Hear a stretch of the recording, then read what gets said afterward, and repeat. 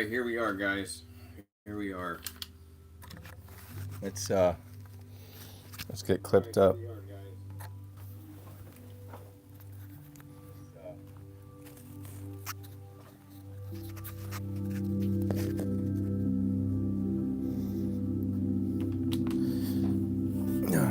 Fractal Islam, Part 1, the night sermon. Well, it's not, this is, I have two parts of Fractal Islam writings, but this is, the reading itself is part 2. Let's begin. I am Abe Zucca, the reader and writer of Fractal Islam, the creator, the founder of Temple of Zucca. Check out my art at zuccagallery.com. You can come into my gallery if you're in Phoenix, Arizona. It's at 1301 Grand Avenue. I have a small low amount of subscribers on my YouTube channel, but if you go on my Instagram, you can see a lot of my art. I am a writer and painter in downtown Phoenix.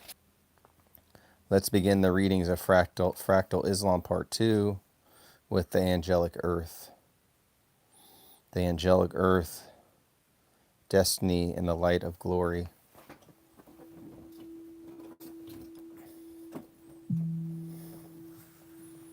Destiny in the Light of Glory. From the light of glory, Ahura Mazda created the many and the good. The earth is an angel. The ontological fire. Varna is not light as metaphor, but light as substance, the primordial luminosity from which beings are born and to which they return, the solar marrow of existence. To possess Varna is not to possess radiance, but to be radiance. It is not a gift bestowed, but a mode of being achieved through alignment with cosmic truth. The soul recognizes itself only when it sees its own reflection back from the world equally luminous. Thus the angel of the earth is not a symbol, but a mirror. Svarna is the fire that burns without smoke, the flame that illumines without consuming. It is the elemental energy of resurrection, the inner sun of beings. All knowledge in the imaginal world is photic. Truth appears as forms of light, and falsehood appears as shadows. The measure of perception is the measure of radiance. Destiny, Dana, the angels of one's own being. Destiny is Mazdian. Cosmology is not imposed from outside, but revealed from within. It is the unveiling of one's Diana, the angel of one's own being. Your destiny is not what you will become, but the celestial figure you already are in. You already are in the Mendok state. Life is the slow recognition of that pre-existing archetype.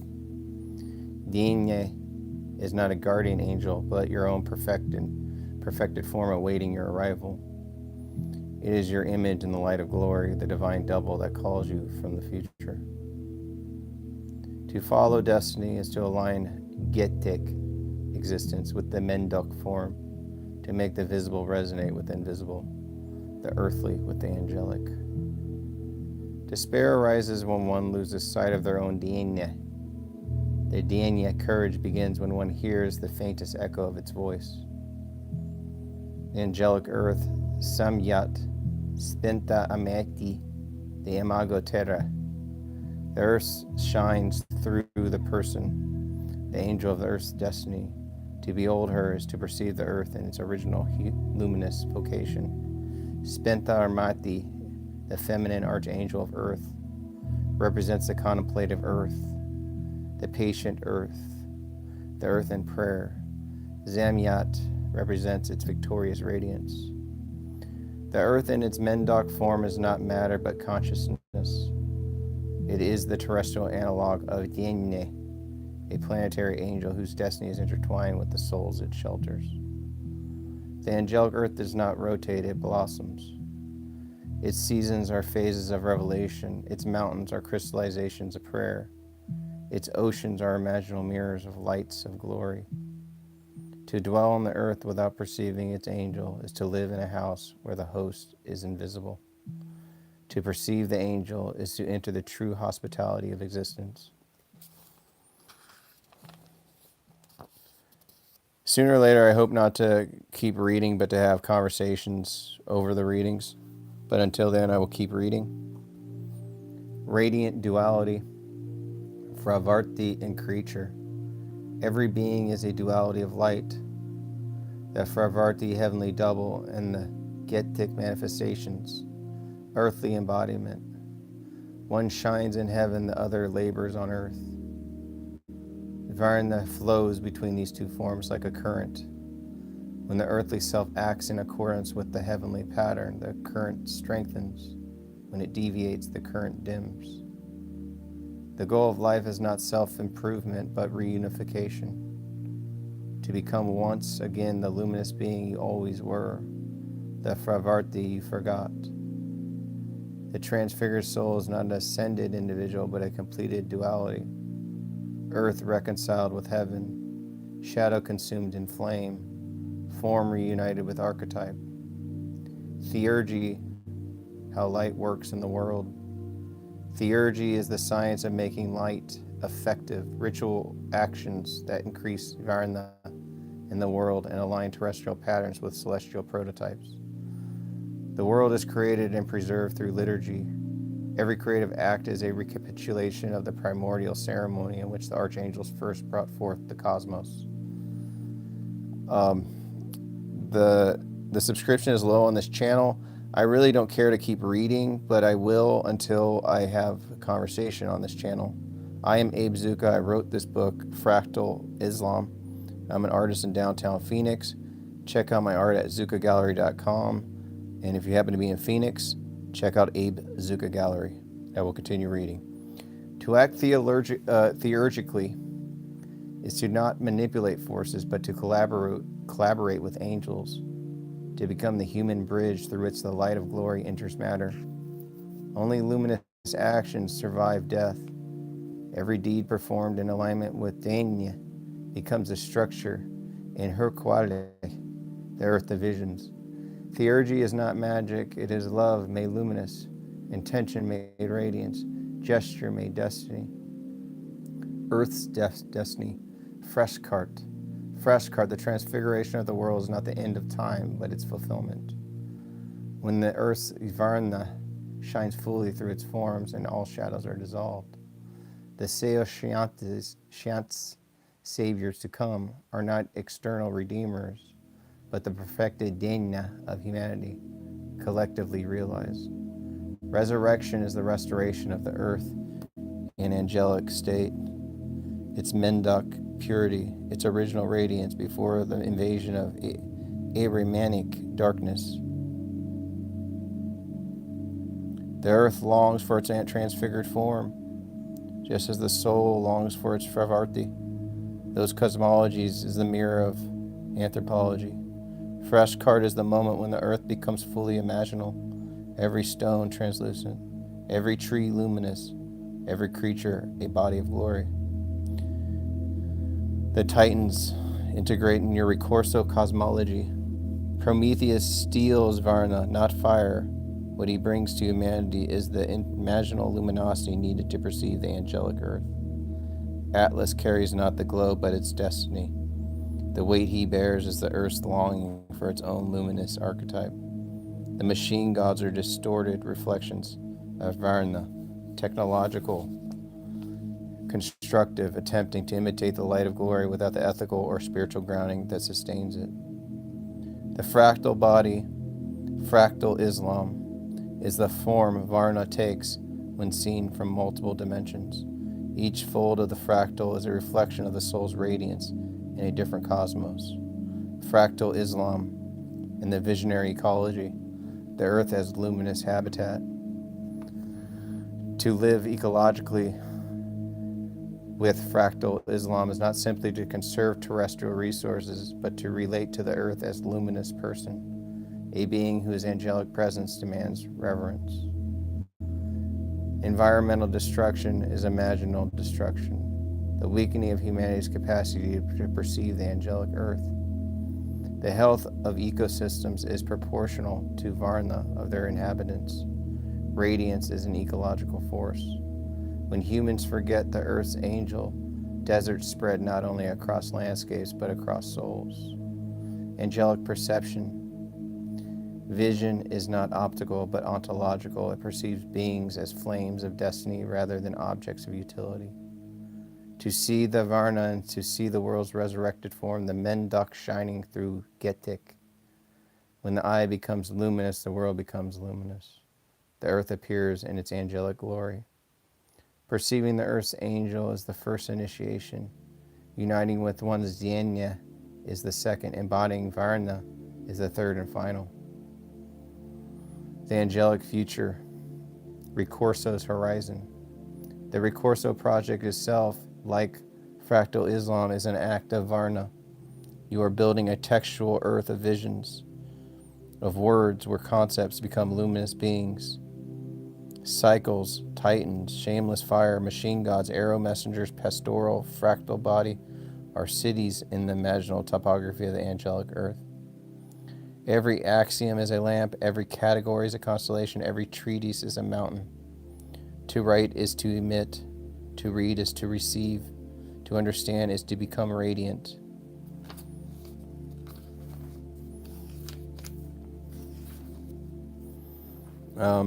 Shams and Rumi, fire, mirror, and transformation.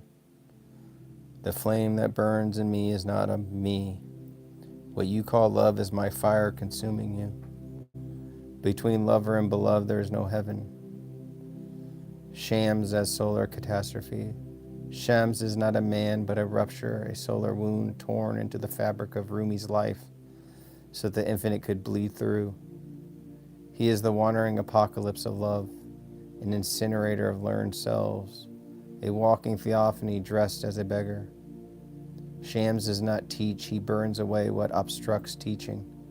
His pedagogy is combustion. To meet Shams is to love the world, to lose the world. To lose Shams is to find the world transfigured. He is the unthinkable guest on the threshold of rational house, the one who knocks only to burn the door. Rumi as turning flame. Rumi is a scholar, shattered, a jurist liquefied into song, a theologian turned into a whirl of fire around an invisible sun. His turning is not dance, but ontology, rotation as cosmic consent, an imitation of the planet circling the one. Rumi's poetry is the afterglow of Shams' disappearance, language as the ash of devouring theophany. The Mathnawa is not a book, but a furnace that heats the reader until the iron of heat of the heart becomes pliable. In Rumi, love becomes the physics, a cosmology, a soteriology, fire as the most exact language of God.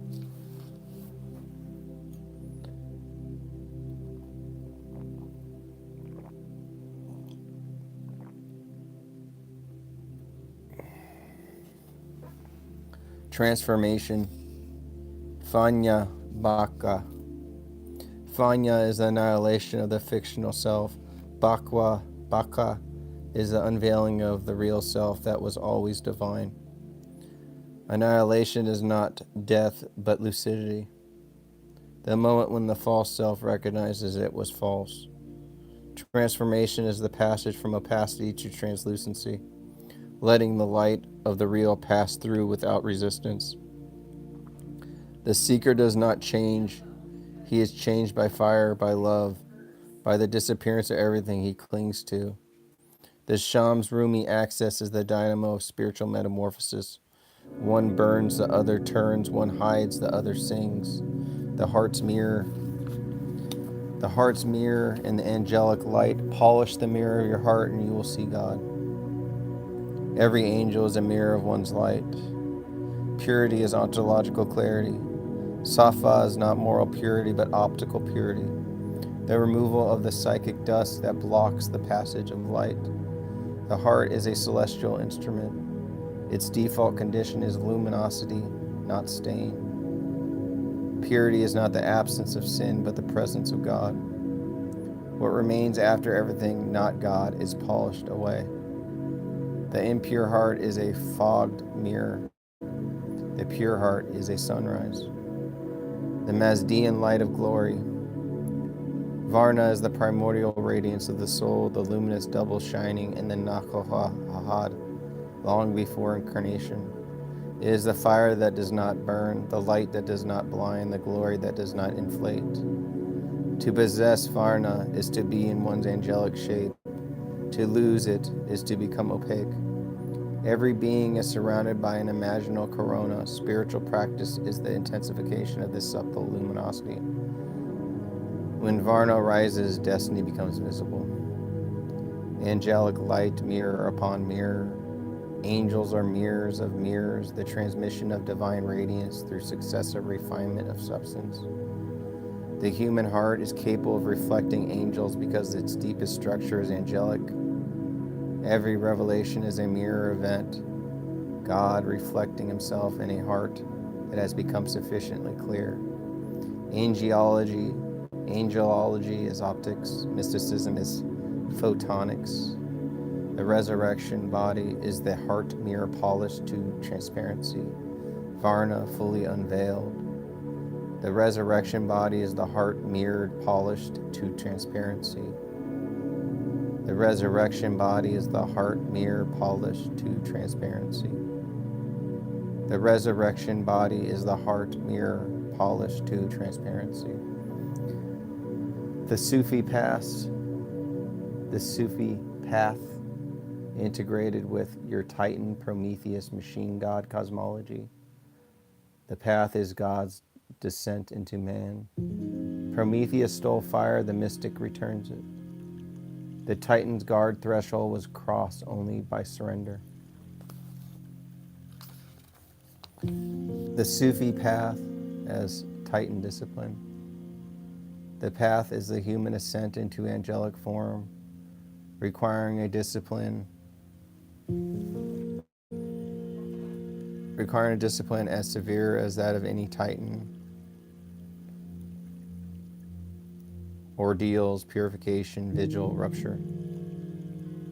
Just as Titans bear the weight of the sky, the mystic bears the weight of the infinite in the fragile vessel of the heart. Spiritual practice is the heroic labor of turning flesh into light. Atlas lifting the world not upon his shoulders but within his chest. The early Sufis resemble primordial Titans, desert wanderers, wool wearers, naked ones whose very bodies were laboratories of the real. Prometheus in the fire of Gnosis. Prometheus steals fire to give it to man. The mystic steals himself from fire to return himself to God. Fauna is the divine counter theft, God claiming back what Prometheus originally smuggled into human clay. The Promethean flame is the lower analogy of Varna. Both radiate transformation, but one burns while the other enlightens. Sufi gnosis is Promethean only in appearance. It is not rebellion but surrender, not theft but transparency. Where Prometheus fractures, Shams unifies, where Titans resist, Rumi melts. That is Fractal Islam. Machine gods, orthogonality, and mystic unknowability. The machine god of technoscience are rational monoliths that simulate illumination, but lack the heart's mirror. The mystic's unknowability is the inverse of the machine god's predictability. The former dissolving categories, the later enforcing them. Sufi bewilderment, hayara.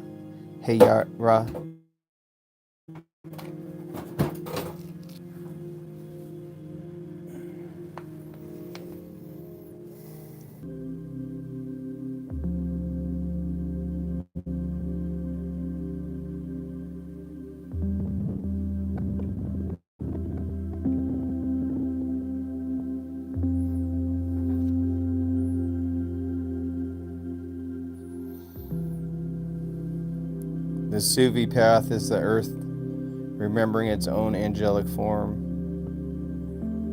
Safa applied to geography, Varna applied to matter. Every step on the path heals a wound in the world. The heart's polishing polishes mountains, rivers, and cities. The mystic does not transcend the earth, he resurrects it, turning the world into a mirror of the angelic earth. The final stage is not escape but return. A titan descending the mountain, a Prometheus freed of his chains, a human wearing the robe of light. The heart is the axis where Sufis fire, Titan endurance, Promethean flame, and angelic radiance converge.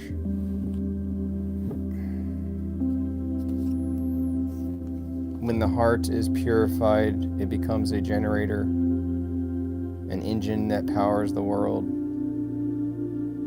The mystic is the true atlas. He carries not the sky, but its meaning. The final transformation is not ascension, but translucence. Not leaving the world, but making it shine.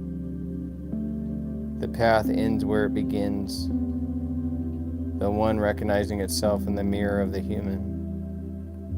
Before orthodoxy, truth, error, memory, power. How does truth happen?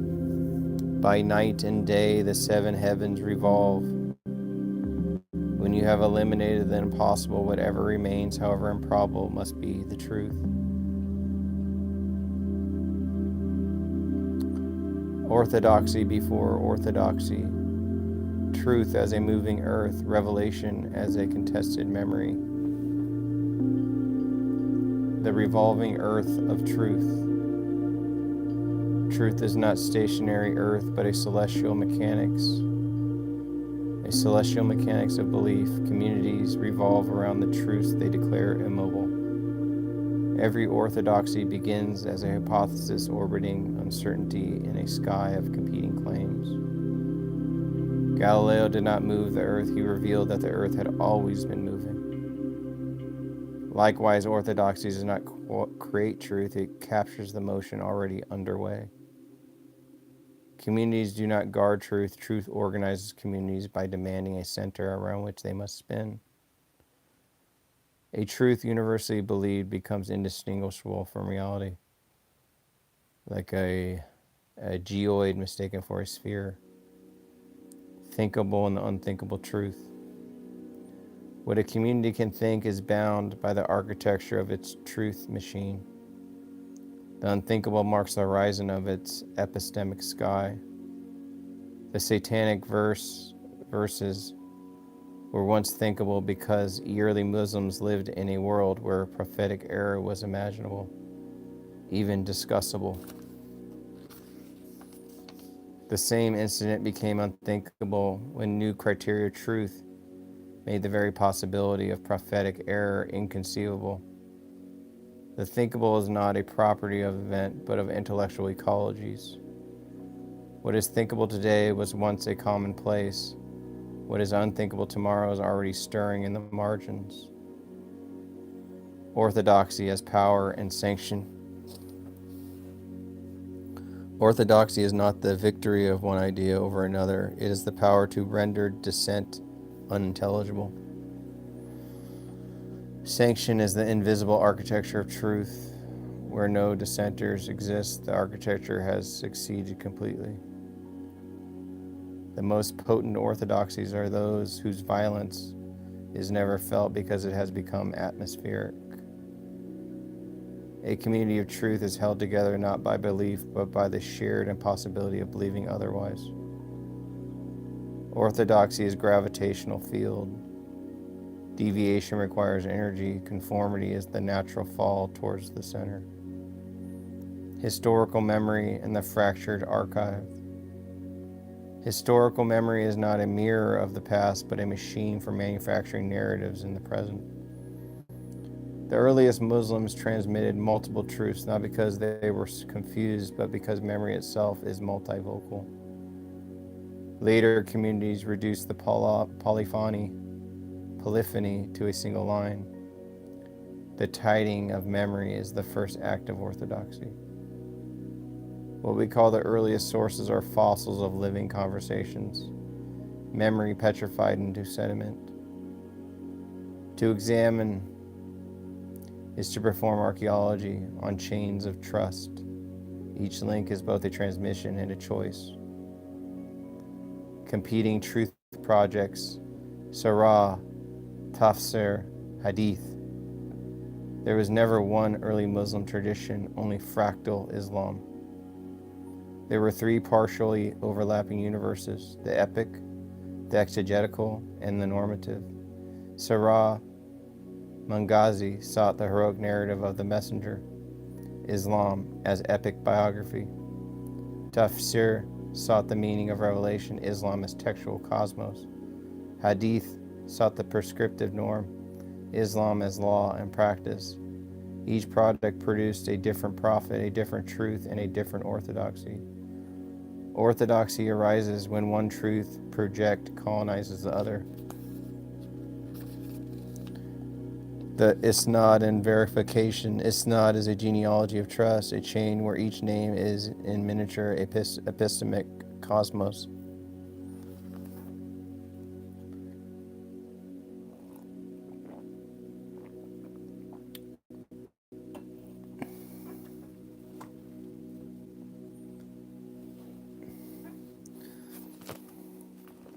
Isnad is both method and myth. Its authority rests on the belief that transmission can be made linear. Fabricated chains show that authority was desired more than accuracy. The dream of authenticity exceeds the reach of memory. When chains grow backwards, they reveal the future, trying to rewrite the past. To assess isnad is not to test reports, but to study the social imagination of truths. Cultural production in the light of error. Error is not the opposite of truth, but the one of its preconditions. Communities require the possibility of error in order to sharpen the edges of certainty. Early Muslims accepted prophetic fallibility not because they doubted revelation, but because they had not yet constructed the machinery that made doubt impossible. As cultures refine their sense of the sacred, earlier forms of truth become relics of a less purified age. Truth is a child of culture, and culture is a child of power. The genealogy is circular, not linear. Axioms of revelation as contested light. Revelation is not only what God says, it is what communities can hear. The satanic verse incident unsettles revelation because it exposes the porous boundary between divine light and human vulnerability. Later, orthodoxy sealed the boundary by asserting prophetic immunity and textual inviolability. Early Muslims lived closer to the heat of revelation's emergency. The boundary between divine and human light was still molten. Revelation becomes perfect only when memory decides it must be so. Truth as taitomaki, recursos integration. Truth formation resembles the taitomaki. The primordial forces struggle until one becomes Atlas, bearing the world's belief on its shoulders. Orthodoxy is Promethean in reverse. Instead of stealing fire from the gods, it extinguishes competing fire to protect one flame. The early Islamic cosmos was a fractal body of truth. Orthodoxy compressed it into a single spine. The satanic verses incident marks the moment when the angelic earth and Titan earth diverged, when interpretive multiplicity was gradually replaced by divine unicity. To study this incident is to map the tectonic collision of truth, memory, power, and cosmology. How truth happens. Truth happens not in the moment of the event, but in the centuries that follow it. Truth is not discovered, it crystallizes. Orthodoxy is the final stage of truth's metamorphosis, the hardening of fluid memory into a single authorized shape. Fractal Islam. Truth happens when the improbable becomes inevitable through social gravity. Truth happens when a community describes that nothing else can. Truth happens when a community decides that nothing else can. That is the final reading of part 2, Fractal Islam. You can check out my art at zuccagallery.com. I'm a painter and writer in downtown Phoenix. Google my name, Abe Zucca. And if you care to, please subscribe, like, share. I'll see you guys later.